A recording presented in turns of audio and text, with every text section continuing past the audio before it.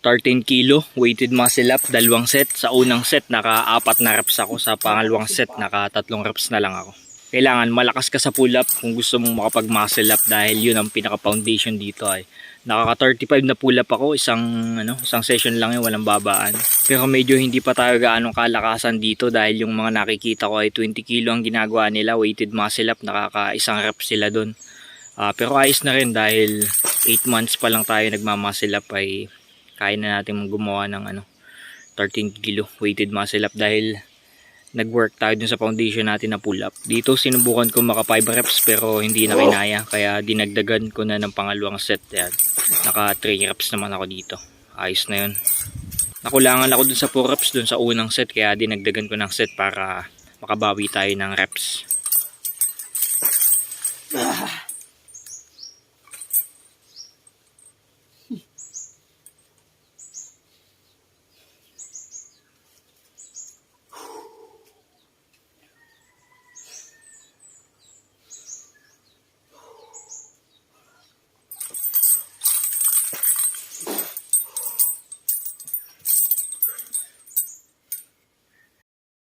50 kilo ang ginawa ko dito times 3 reps, weighted pull up, wide grip ang ginawa ko dito para mas matindi ang intensity. Ayan.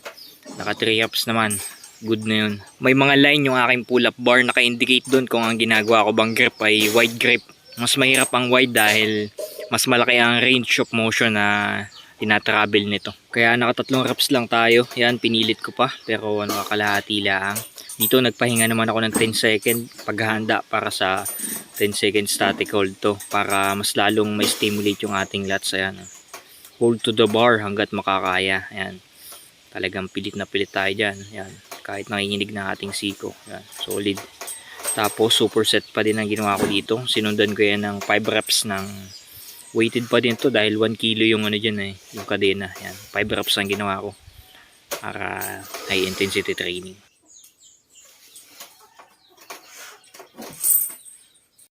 Yan, traps workout ang isa sa paborito kong gawin. Kaya 2 beses ko siyang ginagawa sa bawat cycle ng aking workout. Yan, slow pause reps. Kakaibang shrugs ang ginagawa ko dito, dahil ginagalo ko yung aking siko.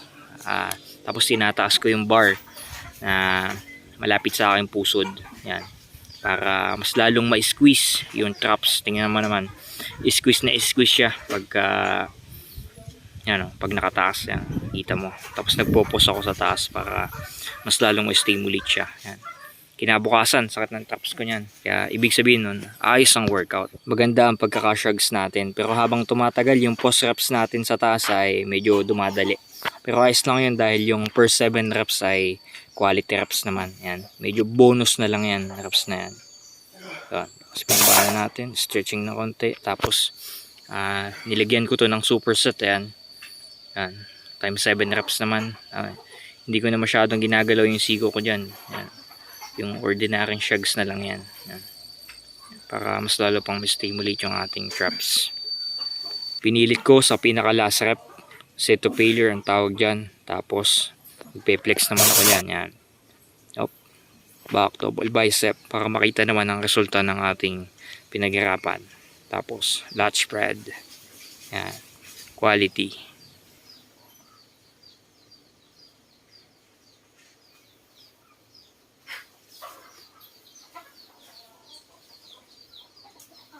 Deadlift naman ang ginawa ko sa last set ng back workout. 113 kilo times 7 reps ang ginawa ko dito.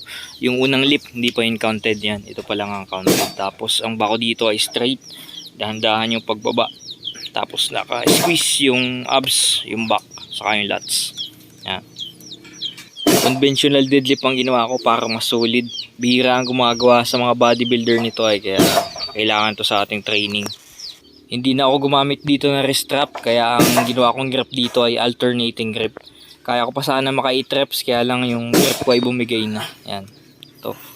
Dito na yung 7 reps. Yan.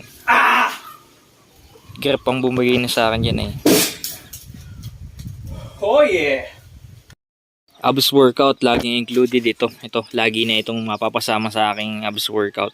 Upside down curls up, 4 kilo, weighted na ito. Yan. Dun sa per 7 reps weighted, saka dun sa last 5 reps, body weight na lang. Yan. Solid na abs workout yan. Maximum tension sa abs. Yan. Dahan-dahan lang para ramdam na ramdam mo yung tension. Yan. Saka hindi ko pati sinasagad ng tuwid na tuwid yung katawan ko para may tension pa din siya. Quality itong pang build ng B-taper ng abs dahil full ab workout to eh. Talagang lahat na abs gagana. Tapos nagpo-pause din ako sa taas para dagdag intensity. Yan o, mga 1 second hold. Then dahan-dahan pababa.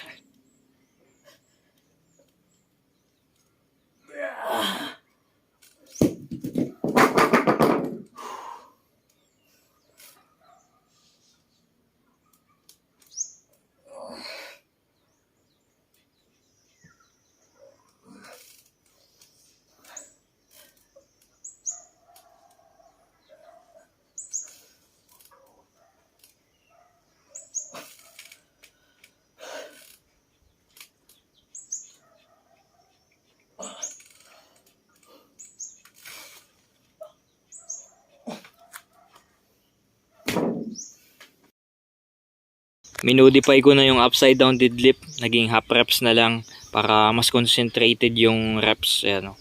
Pero 16 reps ang ginawa ko dyan. Kaya mas quality, mas solid. Pagkatapos ko ng upside down course up, immediately sinusundan ko siya nitong upside down deadlift. Ayan. Quality. Talagang ramdam na ramdam ng abs.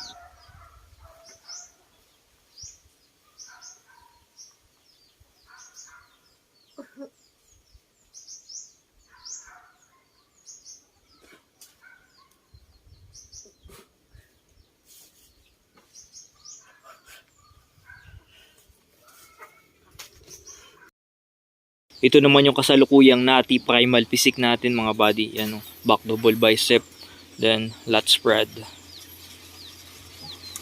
Yan. Ginagawa ko itong posing pagkatapos ko ng every set para makita ko kung anong i-improve ko na pose. Yan. 100% natural bodybuilder nga pala tayo mga body. Hindi tayo gumagamit ng kahit anong supplements or performance enhancing D. Natural na pagkain lang, isda, karni, itlog, yan. Buko, kakao, yan, yun lang, sapat na yun.